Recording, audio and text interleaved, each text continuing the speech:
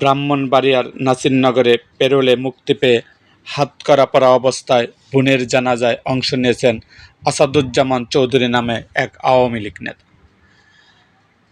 বুধবার 22 এপ্রিল দুপুরে ব্রাহ্মণবাড়িয়া কেন্দ্রীয় কারাগার থেকে 6 ঘণ্টায় পেরোলে মুক্তি নিয়ে নাসিরনগর সদর ইউনিয়নের 6 নম্বর ওয়ার্ডের ফুলপুর গ্রামের বাড়িতে যান আসাদুজ্জামান চৌধুরী। এ সময় তিনি স্ত্রী, সন্তান ও স্বজনদের জড়িয়ে ধরে সান্ত্বনা দেন। মঙ্গলবার রাতে নাসিরনগর উপজেলা স্বাস্থ্য কমপ্লেক্সে চিকিৎসাধীন অবস্থায় মারা যান তার বড় বোন আফিয়া চৌধুরী। আসাদুজ্জামান চৌধুরী নাসিরনগর উপজেলা ছাত্রলীগের সাবেক সভাপতি ও জেলা পরিষদের সাবেক প্যানেল চেয়ারম্যান।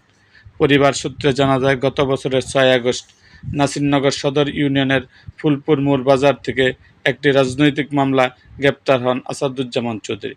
বর্তমান তিনি ব্রাহ্মণবাড়িয়া কেন্দ্রীয় কারাগারে রয়েছেন। আসাদুজ্জামান চৌধুরীর ভাতিজা আশিকুর রহমান চৌধুরী বলেন, দুপুর 2টার দিকে তাকে 6 ঘণ্টার জন্য পেরোলে মুক্তি দেওয়া হয়। পরে পুলিশের একটি দল তাকে বাড়িতে নিয়ে আসেন। জানাজায় অংশ নেওয়ার পর নির্ধারিত সময় শেষে তাকে আবার কারাগারে ফিরে নেওয়া হয়। এরকম আরও ভিডিও পেতে এবং রাজনৈতিক অঙ্গনের নানা ঘটনা ও ইতিহাস জানতে আমাদের মুক্তাগাছার ইতিহাস মিডিয়া ইউটিউব চ্যানেলটিকে সাবস্ক্রাইব করুন এবং পাশে থাকা বেল আইকনটি বাজিয়ে দিন।